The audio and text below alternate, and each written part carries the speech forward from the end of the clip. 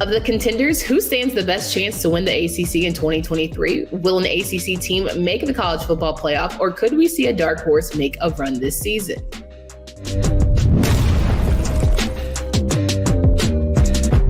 The ultimate college football preview is brought to you by Game Time. Download the Game Time app, create an account, and use code LOCKEDONCollege for $20 off your first purchase.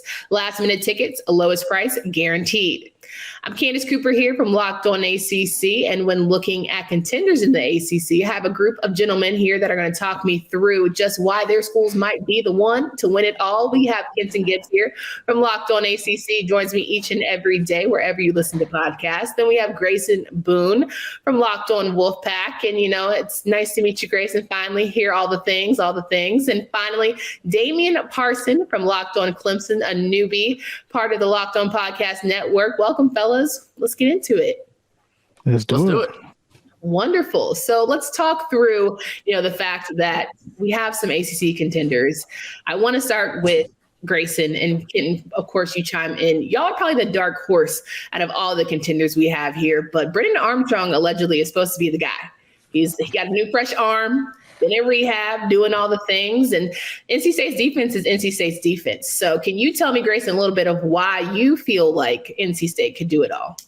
I do like the angle of a dark horse for NC State. There's kind of a saying amongst our fan base that when you expect the least, that's when you get the most out of these NC State teams. And so you could have a prime example here in 2023. But yes, we are bringing on Brennan Armstrong from Virginia. Of course, probably most known for his 2021 season where he threw for legitimately 1 billion yards with the Cavaliers. But we also bring in his old offensive coordinator from Virginia in Robert Anae, which is a lot of cause for some excitement here in Raleigh. Still some things that probably it's going to hinge a little heavier on than just Armstrong and Anae, but certainly a lot of things to look forward to offensively. 1,000%. There are two things that travel in football. There are two things that are universal through any type of weather in football. That's a running game and defense. And NC State has one of the best defenses in the nation. They have one of the best corners in the nation in terms of the player who played the most coverage snaps without a touchdown allowed in Aiden White. They've got a linebacker who I kid you not, when I saw him play once in high school, I saw him play for a legitimate 5 minutes, and I realized, he's different. That's the guy that is going to be a program changer in Peyton Wilson. They have one of the most underrated defenders, especially up front in the nation in terms of Davin Vann, and CJ Clark is no slouch in the middle. And so, like Grayson alluded to, the question is going to be about quarterback play, but even further, that receiver room. If the receiver room gives good things for NC State, it's not hard to see how they could be something special. And then the running back room, if you could get a little bit of juice out of there, you could also see something great happening. So, NC State being a team that is a dark horse and all that, there are a lot of questions and there are a lot of big ifs that you hope and wish and dream for to work out. So I understand the dark horse label and why you're not necessarily seen as the top of the creme de la creme, per se, of the contenders. But I also get the angle of why it would make sense for them to make a run here. All right, Damian, let's throw you in here as someone who has faced these Atlantic Division foes a time or two. When you're talking about NC State, as someone who, they beat them a couple of times at that Clemson helm, how do you feel about NC State and their chances of maybe taking down Florida State or Clemson? I mean, I think Kenton talked about it best. It starts with the quarterback. Everything, when you have a defense that can keep you in games, you can run the ball, create that play action. You want to get the box count that you want. You want to create the numbers advantage in the passing game. Brennan Armstrong, if he can get back to 2021, where he was one of the best quarterbacks in the country. I had NFL scouts that I'm close to hitting me up last summer talking about, man, I went to Virginia. I seen this kid in person. He's got the big arm. He looks the part of an NFL quarterback. And with all the weapons they had, things just didn't go the way that we expected to for Virginia last year. So if he can get back to that 2021 type of play, he can take this team to new heights. And that's what's so exciting about them is the implementation of him in this offense. Again, bringing in a coach he's familiar with. Long as he plays at a high level, I think this is a team with the defense that can keep you at bay. Now all you got to do is score a lot of times when you have a great defense, you just tell your quarterback, I just need you to hit this point mark and we're fine. 1,000%. All right, guys, let's talk about Florida State here. Round the horn. I just really want to start with Kenton first. Florida State is a team that has all the bells and whistles, and this season they're dressed pretty nicely to take the national championship conversation a little bit further than we're used to seeing. And Mike Norvell is in year 4. We're trying to figure out if he has the stuff to take them to that next level. But just let's start with the ACC championship mindset. Can they get it together and hopefully take down the big top dog Clemson, who we'll get to in just a bit?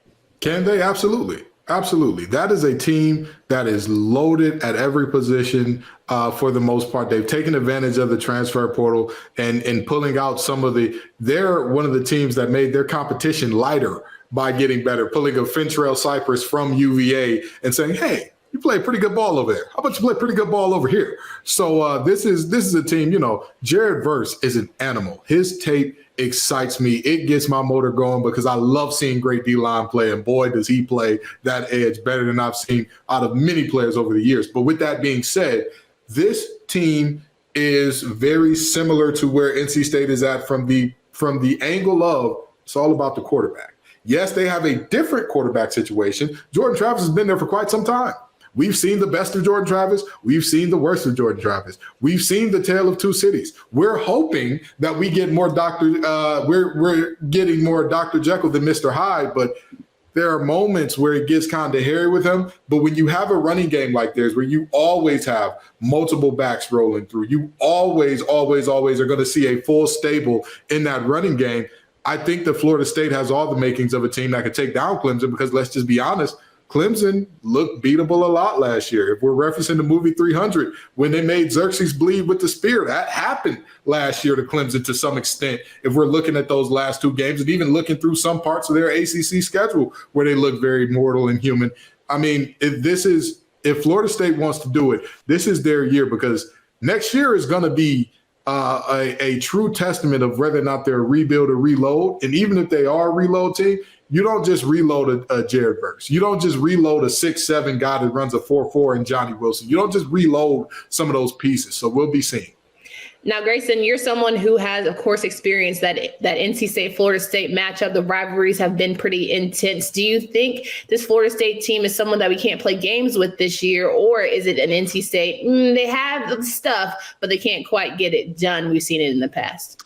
Yeah, it's funny. Actually, on Twitter, I was talking to a lot of NC State fans, and they were kind of doubting the Florida State hype this year. I do think the hype is very real. I think there's, ample reason to believe that they are legit and probably will be in the ACC title game. But, I mean, you look at all the returners they had this year. Of course, Kenton touched on Jordan Travis. He was my vote for ACC preseason player of the year. I think he's extremely deserving of that. And, the wide receiver, Johnny Wilson, I'm terrified of him. And if I were a DB in the ACC, I'd be counting my days. So I got to face Mr. Wilson. But no, I think Florida State is very for real. I think they're going to go out and prove it. That game they have against Clemson is marquee television if I've ever seen it. Yeah. But, NC State, we probably have a lot more questions than a Florida State does. And I certainly wish that NC State was afforded the opportunity to see Florida State this year. It's kind of weird not seeing them on the schedule. It has been a regular occurrence. So I wish we could see who's who between those two teams in particular, but I certainly do think Florida State is for real. No doubt about it. Now, Damian, a lot of people are saying it's going to come down to Florida State or Clemson. They're going to meet each other again after meeting each other in the regular season. How timid or maybe ready for, Florida State is Clemson this year? They better be ready. That's the first thing I can say. They have to be ready. This is a team. The ACC has a lot of talent, but this is a team that, if you're a Clemson fan or a Clemson player, you circle that first matchup when they come to Death Valley because they have a 6'7", 230-pound receiver in Johnny Wilson. They went and got 6'4", 215 in Keon Coleman from Michigan State. Trey Benson is about 6'1", 6'2", 200-plus pounds at running back. And then you have Houdini playing quarterback and Jordan Travis. And they have a good offensive line for the most part as well. Some NFL prospects, I think, at the left tackle position. They have to come into that game and they got to make sure that they take care of business before them first and not overlook their opponents. But Florida State's the one. Like, that's the one, that matchup where I think with the playoff committee and everything, they're going to be their eyes are going to be glued to that matchup. Can Nate Wiggins have success again versus Johnny Wilson one-on-one? right? Can Sheridan Jones handle Keon Coleman? And with this star-studded defensive front for Clemson, can they keep Trey Benson, that run game, like under wraps to force them to play handicap, play with one hand tied behind their back and be more pass oriented than being balanced? If they can do that, that's going to be a big part of it. But Florida State's the team that I keep telling all my Clemson listeners, like, you got to pay attention to this team. They're extremely talented. They're deep, and they have high level football players that will be hearing their names called probably 2024 NFL draft very soon. Absolutely. We're talking about ACC contenders here for the 2023 football season, and it's my favorite time. No, it's not talking about Clemson just yet. It's about North Carolina. I know everyone's crazy about them, Drake May and company, and the eye rolls are popping, and that's just fine with me. And if anyone knows Locked On ACC show, you know it's a time here between me and Kenton. But Grace, I'm going to start with you. As someone who has seen some pretty good rivalries amongst North Carolina and NC State, how confident are you that North Carolina can even, they were preseason number 3. How confident are you that they can even make the case to be in that championship game as they were last season? I think they certainly can make a case. Despite my own grudges against the Blue School, Drake May is the realest of deals. He's an incredible quarterback, incredible talent. I can only imagine he'll be even better this year than he was last year. But I also think North Carolina is benefiting a bit from maybe an easier schedule, much to the chagrin of maybe a Mac Brown. But I think UNC will probably make a very solid case there by the end of this season. If they're knocking on the door, maybe they're not knocking on the door. I'd imagine either way, they're going to be close. I would expect probably a 9-3, maybe a 10-2 type year from North Carolina, although NC State might have a word about that last week in November there, but we've had their number the last couple times, but it's going to be yet another dogfight. See, Grayson, you're reminding me of Kenton. You do good. You give compliments, and then you backtrack. You have to remind yourself that you're definitely an NC State guy. I appreciate that, though. No, hey, I got to stay true to what I know. 100%. Damian, you saw North Carolina in the championship last season. We know that it wasn't exactly this big bout, but it could be a defense that grows up in a big way. Got rid of Coach Dre Bly. You have a new secondary and all the things. Could North Carolina be a contender here? I think they can. I think it's like you talked about defense. That's going to be probably the bigger part to me. And a couple of names that for me that I highlight: Miles Murphy, defensive tackle, a guy that 3-tech, nice first step, strong, physical. He has all the tools and makings of a disruptive defensive tackle. But you need to see that consistency from him heading into this season, as well as linebacker Cedric Gray. There's another young man that is really high level football player playing middle linebacker that you keep your eyes on, because he's kind of the green dot guy. The guy's going to call the plays, make the checks and everything like that, and help get guys lined up. And those are the two guys in that front seven that really makes the biggest impact, or could make the biggest impact. If Miles Murphy, for one, takes that step, like, he's going to help this defense tremendously, because there's no faster path to the quarterback than right up the gut, right up the middle. So I'm looking at those two names. But the offensive line is going to be big for Drake May. Drake May is the second. He's QB2 for the NFL draft behind Caleb Williams for most people. And for me, it's a close race. I've scouted both of them. So, just the offensive line protecting him. It's a lot of veterans, grad transfers, redshirt juniors, stuff like that on the O-line. And then, of course, the wide receiver position. No Josh Downs now. Antoine Green's gone to the NFL. So Devontae Walker, who's a redshirt junior transfer, and then also getting senior transfer Nate McCullum, the slot receiver from Georgia Tech, will be big for Drake May. 1,000% agree there. I would go to Kenton, but we don't. No, just kidding. Kenton, please let us know Drake May and his weapons. Just how good will they be, or have to be, in order to be in that conversation to be contenders? They have to be historic, and I make no bones about that. Drake May has that ability. Let's put that out there right now. He has that ability. Last year was a historic season for him in terms of touchdown to interception ratio, total passing yards, total rushing yards, and touchdowns. He was the only player in the nation to have the combination that he did. I believe of 4,000 or more yards, 5-to-1 or better touchdown interception ratio, and above 600 yards. He was the only player in the nation to have that. So he has to be that plus some. That's just the reality. If we're looking at UNC and talking about who they are, this is not a team where he can be good, where he can even be great, if that's enough. No, he has to be phenomenal. And I'll tell you this, if he wins the Heisman, if he puts on a Heisman-worthy performance, UNC can get to the ACC championship. Anything short of that, it's not going to happen for him. Well, guys, I hope that he does have a Heisman run because I will be talking cash junk on Locked On ACC till the end of time. Okay, let me help everybody understand. And you deserve it. And let me tell you why you deserve it. Because, like I said, he needs to be historic because of the defense. The defense is the side of the ball. Let's look at all of the areas in which they finished last in the ACC.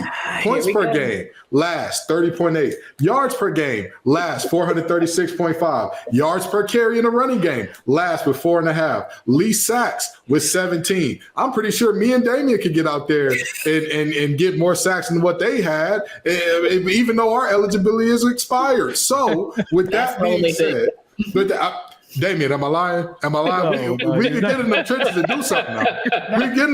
do something now. I'll play the one tech. They eat up the double teams for you. We can get 117. But the reality is very simple. This defense has to get better. They have to retool. After getting rid of their defensive back coach and Dre Bly, after losing 3/4 of their starters in the offseason, Drake May and this offense are going to have to be not good, great, phenomenal. Game in, game out. The lowest I think they'll be able to score in any game this year and win is 24. Absolute lowest. Wonderful. Well, I'm glad that y'all have hope and grace. I have made up my mind a long time ago, it's to keep peace in my household and to strengthen mine that I have no expectations for North Carolina. It's just better that way. Because when you don't expect anything, they do a little bit good. When you expect too much and you get high on them, and I really felt like I didn't even feel like Drake May was going to be good. I thought Sam Howell the last year, we were going to be contenders, college football playoffs, and they played my face. So I'm not doing that anymore. All I know is I'm kind of glad Dre is gone. I'm kind of glad that secondary got a little shift. And maybe Gus can do something in that defense because we're going to need a miracle. It's going to take a miracle somehow. But I feel good. Contenders, I don't know. I think that's aggressive. But number 3 preseason poll is certainly something that they've all decided for us. Now, could someone make a dark horse run this season in the ACC? We tackle that next on Ultimate College Football Preview on Locked On ACC. First, I want to remind all of our friends here, as we love to pay some bills, that each and every day when you are trying to make an opportunity to get a new job, every new potential hire can feel like a high stakes wager for your small business. That's why LinkedIn Jobs helps you find the right people for your team faster and for free. You can post your job at linkedin.com/lockedoncollege. Terms and conditions do apply. All you got to do is add that purple hashtag hiring frame to your LinkedIn profile. Spread the word that you're hiring. Simple tools like screening questions make it easy to focus on the candidates and just the right skills experience so you can prioritize who you'd like to interview. Go to LinkedIn Jobs to find the qualified candidates you want to talk to faster. Post your job for free at linkedin.com/lockedoncollege. That's linkedin.com/lockedoncollege. Terms and conditions do apply. All right, what's up, everybody? We have a new crew, but it doesn't mean we won't have as much fun. 2023 college preview on ACC, Locked On Podcast Network. We've got Kenton, we've got Dalton, we've got Alex, Owen, AJ, and JJ. Man, try to say that 4 times fast, right? We are talking all things ACC football. We got a lot of things going this season. We had our contenders on. Now we've got the guys who are in the fight, trying to make names for their programs. Dalton, I'll start with you. Locked On Louisville. We know that, Brom is here and everyone's excited. All we were doing was missing the coach. We call them the Fighting Satterfields, but now it seems we need to find the Fighting Jack Plumbers and the boys. So can you please explain to the people what we're going to get out of the Cardinals this season?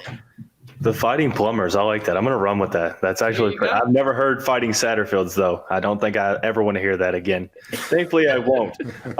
But yeah, I think that as far as the offseason went, it probably went as good as you could have hoped for if you were a Louisville fan. You upgrade your coaching staff, you upgrade the roster as a whole, you retain a lot of the players that you had. You don't lose a lot to the portal or to the NFL draft outside of a couple positions. There's a lot of momentum heading into the fall, and couple that with a schedule that many are calling one of, if not the easiest schedule of any Power 5 team. you escape Clemson, you escape not NC State, North Carolina, and you escape Florida State. So I hate to put the cart before the horse here, but there is an avenue if everything goes according to plan to where you might be in contention for that ACC championship come December. But like I said, that is sort of a ceiling type situation for Louisville. But for lack of better terms, there's a lot of momentum. There's a lot of optimism. And I think anything short of about 8 wins is probably going to be looked at by many as falling a little bit short in year one. 8 win. Kenton, go ahead. Listen, the Fighting Jack Plumbers and like being happy with that moniker is kind of insane. That's a little, no disrespect to Jack Plummer, but what has he done to give this much confidence? Coach Braum, I understand it, right? He's a Louisville guy through and through. His little brother played there, both great quarterbacks there, all that good stuff, sure. What under God's green earth has Jack Plummer done for Louisville fans to be so confident behind him? Like, that's our QB1. We're going to knock him down. Whoa. I understand the schedule is easy. I love your defense. Ashton Gelati is one of the most underrated edge rushers in the country to me. Oh, no doubt about it. Respect. That man can get it done. He's a ball of butcher knives and energy. But with that being said, there are still many too many questions at many too many important positions, particularly the quarterback position, where I'm again, like you said, ceiling, sure, I could see it with your schedule and with the defense you all have. Ceiling, I could for sure see you going to an ACC championship. Realistically, every team can't hit their ceiling. That's just not how the numbers work out. And unfortunately, I think Louisville is going to be one of those teams that just falls short of that ceiling. Okay, I thought there was a question there, maybe not. All right, Alex Donne, we're going to Locked On Miami. We're talking about Locked On Canes, really. Now, Alex, we have a great time every time we get together. We talk all the highs, the lows, and all that in between. I want to know, I'm not even going to ask you about that. Are they that question? I'm going to say, what am I going to get out of this Miami team under this Mario regime and the discipline that sees before it, but the discipline that he has put before him? That's a big question. And just talking about ceilings there, I think Miami's got one of the highest ceilings, but one of the lowest floors also in the ACC. And, not only coming off a 5-7 season, which I didn't even imagine was possible last year. Like I would have thought, 6-6, 7-5 would have been a doomsday type scenario. But what makes Miami so unpredictable again this year, there's a lot that I like about what they're doing to overhaul the roster and the coaching staff, but there's still a lot of variables. They overturned literally more than half the roster. They've got 45 different scholarship players from a year ago. That's just an insane amount of turnover. That's kind of like what Dion is doing in Colorado. It's that type of turnover. They turned over a lot of different coaches as well. So I can sit and look at the majority of the changes they've made, I believe are positive, but you still have the question of how's everything going to fit together? Now, if Miami's going to try and be closer to their ceiling, and who the heck knows what the ceiling is? You could talk to one Miami fan, they'll tell you the ceiling is 11 wins. Another might tell you, the ceiling's like 8 wins, right? But if they're going to get anywhere close to that, they've got to keep their quarterback protected. There was a lot of disappointment last year with Tyler Van Dyke under center, but some of that disappointment just came from him getting battered by his offensive line, because there were a couple of games. He played great against North Carolina in a loss, but that was not his fault. He played really well the following week against a bad Virginia Tech team, and then he got hurt against Duke, and he never really came back. He tried to come back, but the shoulder just wasn't right because he kept getting battered behind that offensive line. They go out and they get Javion Cohen, the former starting left guard at Alabama. They got a center who everyone's really excited about in South Florida, Matt Lee from UCF. They bring in 2 5-star offensive tackles. So I think that's an area they're looking to fix. They also gave Tyler Van Dyke a couple more weapons to throw the football to. Tyler Harrell and Shamar Kirk were added in the transfer portal, a couple of young guys that look really promising on paper. So I think the ingredients are there. It's just how are they all going to fit together? We don't know what the recipe is. We don't know, where to sprinkle in this and that, how everyone's going to work together. I think that's why Miami's so unpredictable heading into this year.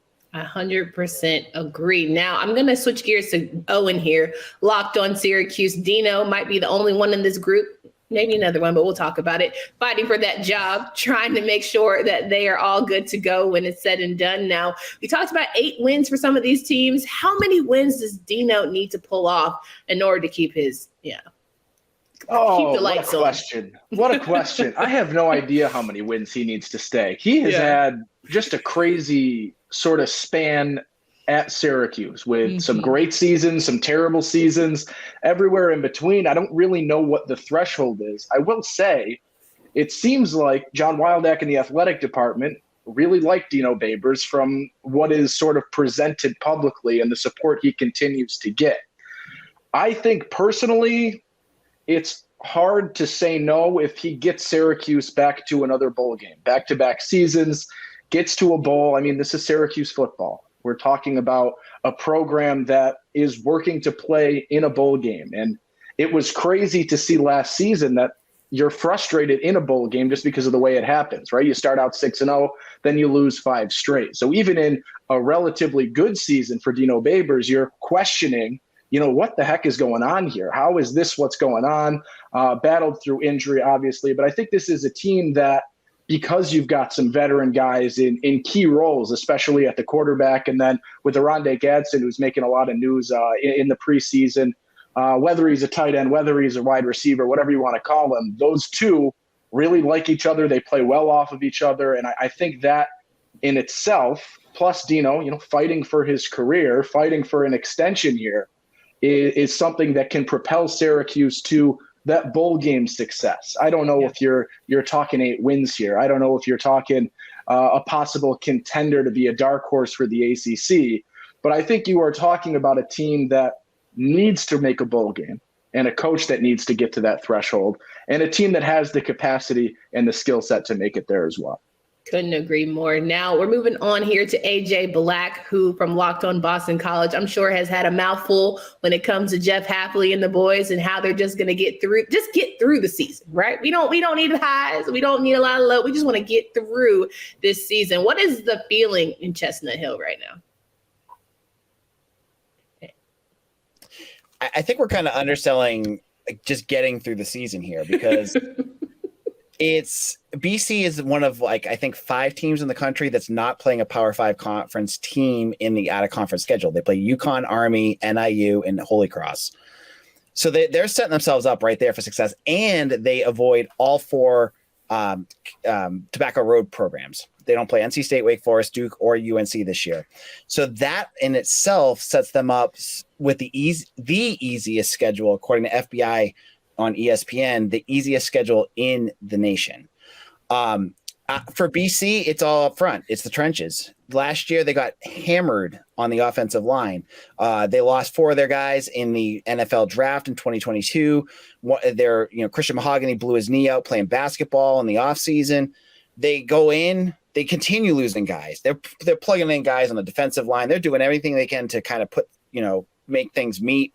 They end up 3-9. Terrible season. They get Mahogany back. He's going to be All-American. They bring in 2 transfers. Kyle Hergel from Texas State, who's played for a couple of years for North Dakota and Texas State. They bring in Logan Taylor from UVA. And they have 2 4-stars in Drew Kendall and Ozzie Trapillo, who now no longer have guys next to them that don't have any idea what they're doing. That in itself should make Boston College a better team.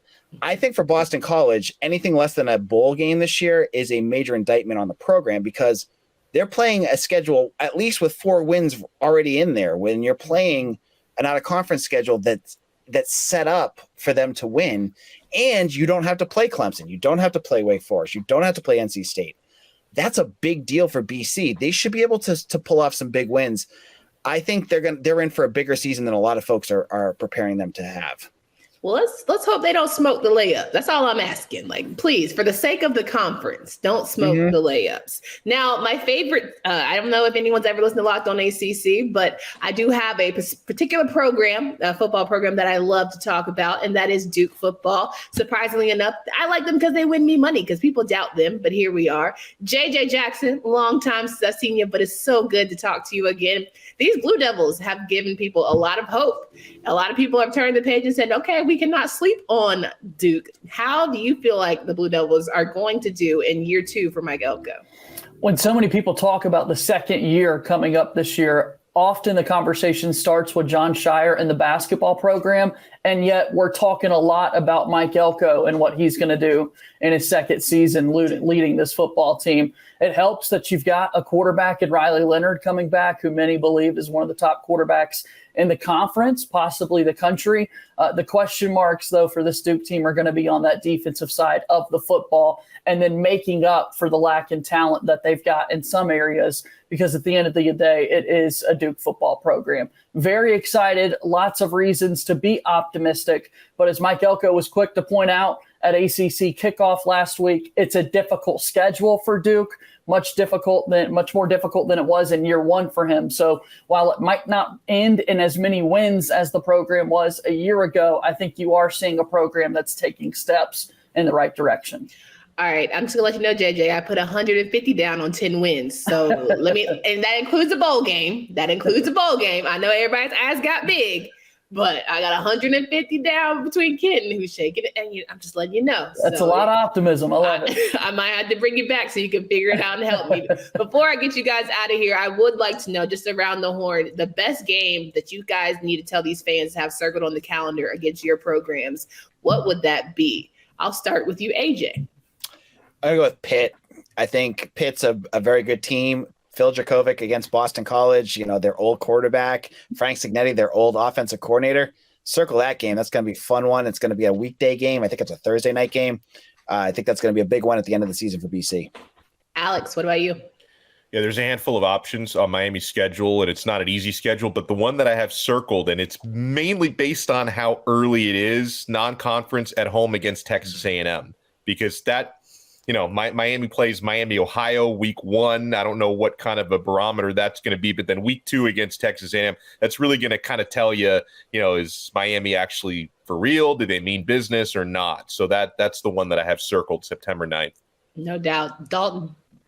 It's a pretty easy one, straightforward. The Governor's Cup, final game of the regular season against Kentucky. Cardinals haven't been, they were competitive last year, but hadn't been since Lamar Jackson back in 2017.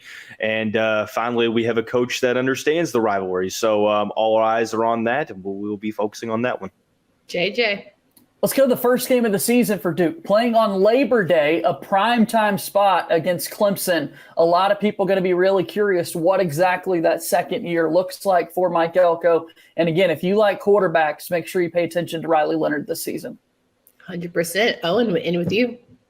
I got it. I'll be redundant here. September 30th, Syracuse-Clemson. For whatever reason, Syracuse plays Clemson close for 3 quarters every year. Maybe if things work out, they can repeat the 2018 scenario. But hey, this is a team that's played them close. They were there last season, fell short. Not the home opener, ACC opener for Syracuse. Should be a packed dome. Syracuse loves to get out for Clemson. It's that Duke effect for basketball, the Clemson effect for football. Syracuse is involved. So we'll see what happens with that one.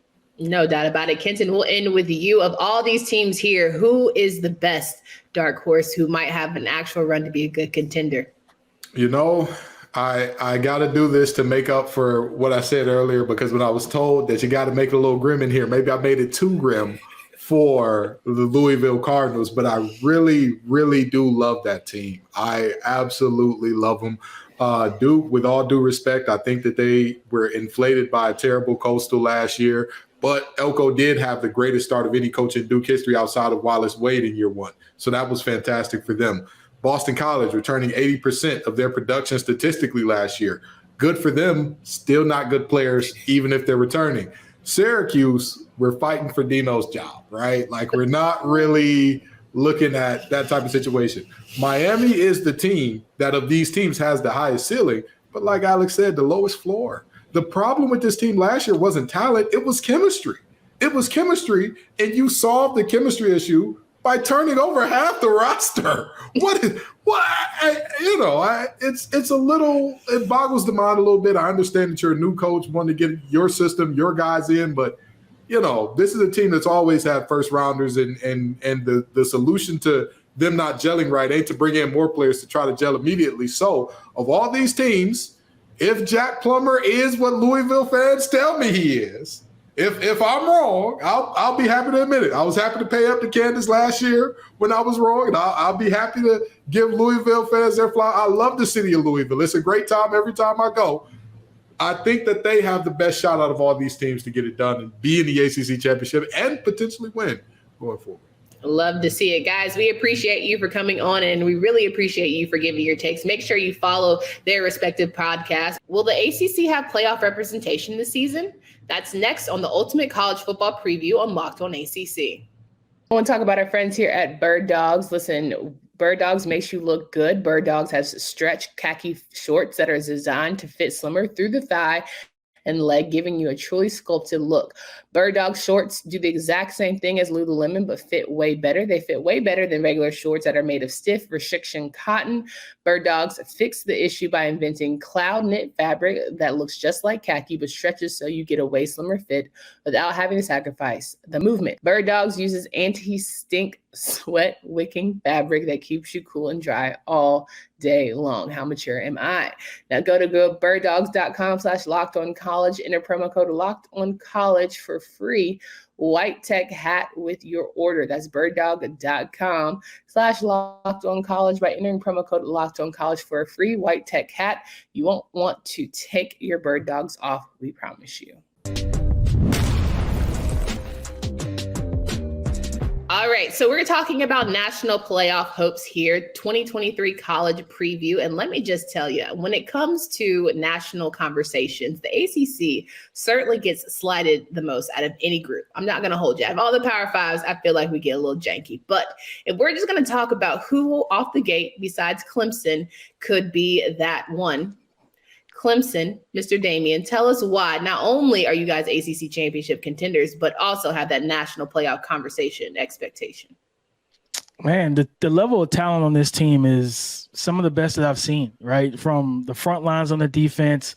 They have the best linebacker duo in the country. You know what I mean? With Barrett Carter and Jeremiah Trotter, these are two high impact and high level players. But when you look at the defensive line, Rook, Row, and Tyler Davis on the interior, Peyton Page backing those guys up as a big 315 nose tackle. But then Xavier Thomas healthy, mentally in a good place, right? Looks ready to go and things of that nature. And when you have the secondary that you have with two of the best safeties in college football, R.J. Mickens and Andrew Makuba, who is also a friend of the show, you have the versatility. The big thing for them is year 2 in Wes Goodwin's system and this defensive system since Brent Venables went to Oklahoma. So this team is going to ride off of the defense, but then offensively with this new spread air raid offense that Garrett Riley's bringing in, it's a total different feel. Offensively, we watched TCU last year. You saw spacing. You saw a lot of different sets, open concepts. And when you have an athlete like DJU is athletic for his size, but Cade Klubnik is a 2-sport athlete, a track guy who also played football. And his athleticism, his ability to work with his legs and improvise. You create space with Will Shipley and Phil Moffitt in the backfield, Antonio Williams in his true sophomore year returning as the leading receiver, Cole Turner, the basketball star with deep speed, Adam Randall, 6'2", 6'3", 230. You have a lot of options, a lot of weapons on this team to where all they need is for Cade Klubnik to get himself into a rhythm, don't come out pressing. And if he just does what he needs to do, be a point guard, distribute when you need to improvise. But all in all, from top to bottom, this is an incredibly talented team.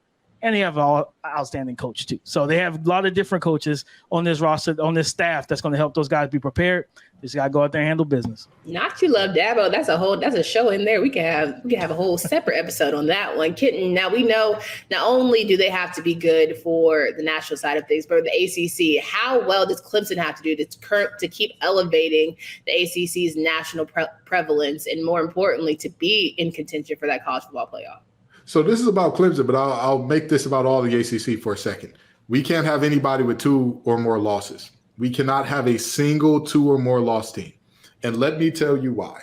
The Pac, however many they are now, I really discount them. Whatever, ho-hum, no big deal. However, the SEC, regardless of what happens, they're guaranteed 1, regardless of even if their champion has 3 losses, they're going to say, oh, well, you lost to Lane Kiffin, the offensive genius. You lost to Nick Saban. You lost to Kirby Smart. It's okay. It's no big deal. If Zach Blackerby boy down in Auburn lose those 3 games and they happen to win it, they're going to get in. That's what's going to happen. So the reality here is very simple. The Big Ten, same type of deal. The Big Ten is different from us in that their bottom teams are really terrible. Like they're middle of the road down, god awful. So with that being said, they're going to have either Michigan, Ohio State, or if another team pops out and Fleck finally rows the boat up there in Minnesota, whatever the case may be, they're going to have a team with 1 loss, 2 losses max. But with that being said, looking at the ACC now, you have to count on multiple things going wrong in other conferences in order for us to have a 2-loss champion and get in. If you were to say 2 losses for Clemson, well, who does Clemson lose to? Who do they lose to, right? You say that Florida State, okay, great. That's a game that you could possibly lose and be okay with. But after that, who else can you lose to? You can't lose to South Carolina because many people aren't thinking South Carolina is going to be a top dog in the SEC this year. You can't lose to any other team in the conference because 2 conference losses now, you're at risk of not even making the conference championship game. So for all of the conference, for the entire conference, we can't have 2 losses. But for Clemson in particular, I mean, again, you could get away with 1 to a great team. You can't get away with 2. Yeah, I totally agree there. Grayson, we know Clemson is Clemson. They have set the bar, the standard for the ACC, and we know how much they are going to be the name that carries us through in national conversations. But is there any other team here in our conference that you say, you know what, maybe give a second look, national voters, maybe look, the other way and give us a little chance? Yeah, I mean, the only other obvious answer here would be Florida State. And it's going to be Clemson, Florida State, 1 and 2 for, the majority of the season. I really don't know if I'd put any merit into another team possibly sneaking in. Maybe you get a UNC. By God's grace, you get an NC State in there. I don't see that happening. But, Miami, I think there's still a lot of question marks. Some people are high on Louisville. Some people are low on Louisville. I have no idea what to expect from them this year. But the answer is Florida State. I mean, they are legit on both sides of the ball. Like I mentioned before, they have Jordan Travis. They have Johnny Wilson. They have Jared Verse. They have Mike Norvell. I think they're going to put rubber to the road, and they're going to make it happen. And because I have you guys here, might as well ask. You guys are all Atlantic Division guys. And, of course, you talk about national performance. And now not having division, do you feel like there's a better chance for your respective schools and even for Florida State that we've been mentioning to be in national conversations than you have to play the best of the best within the conference? Damian, I'll start with you. I think so. I think when you just make it a big pot, a league, right, where instead of this, East and West and things of that nature, where anyone can face everyone basically, and you got to run the gauntlet, run the table. When you separate it by conference, if one conference stronger than the other, they might beat up on each other and have multiple losses, right? Like Kenton talked about, you don't want to have 2-3 losses, right? Other ones is weak, so it's like the Big Ten, truthfully. Big Ten got Michigan, I think Ohio State in the same conference, where the other side, no one knows who plays over there. Michigan, Ohio State, and Penn State all on the same side. Michigan, Ohio State, Penn State all on the same side. Ridiculous. And no one knows who plays on the other side of that conference. So you don't want that. So I think opening it up the way it is, it does give a better chance and get a better chance to get more respect from the national media and hopefully the college football playoff voters. Grayson, I'll kick it to you. Yeah, no, I agree. I think the one mega conference, that was the best scenario. NC State fans have kind of poked fun at UNC for quite some time now because we've always kind of felt like the coastal side was just weaker. It just flat out was, because you have a Clemson on one side, you have a Florida State on one side. NC State's had a couple good teams in there. You had Louisville with Lamar Jackson knocking on the door, and they were all in the Atlantic Division. And on the coastal, you see, Pitt had a good year that one time. Duke's been kind of all over the place. Miami's been all over the place. I think having all the teams just in one conference, you create the scenario where you are getting truly the best 2 teams in the ACC. And then, yes, the winner of that more than likely will go to the CFP. So I think this was the right decision all in all. Kenton, end us on a good one. All of the Atlantic teams that complained about, we got all the tough teams to play. All right, shut up. Time to show and prove. That's It's right. time to show and prove. Yes, it's great for the conference to get rid of the divisions. Absolutely. And you know what? If we get a Florida State and Clemson rematch in the championship, I don't care. That was the de facto ACC championship game for quite some time until all of a sudden they decided to go play the boys at Bama down there in Tallahassee. I don't know why they did that. And that's neither here nor there. That's not what we're talking about. The reality is very simple. It is going to be the two best teams. That's what we're going to see.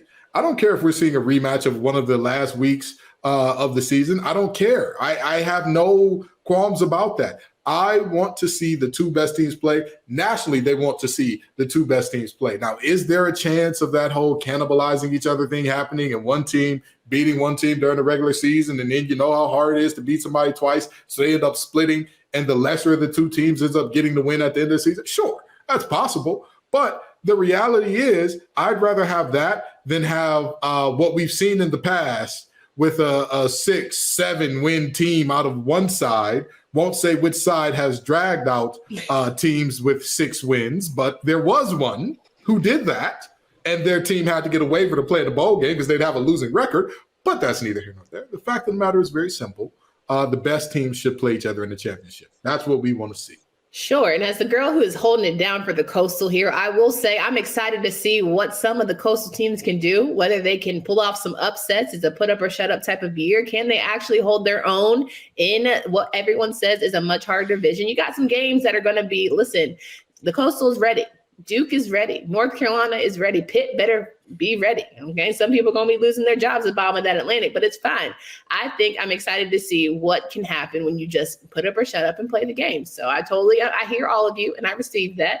You know, again, one person holding it down for the Coastal, but I think it's going to be a good time had by all. Now that you know who the players are for the ACC, join me, Caroline Fenton, as we break down who makes the college football playoff and who will ultimately win it all. Go to Locked On ACC or wherever you get your podcasts for this bonus episode of the Ultimate College Football Preview.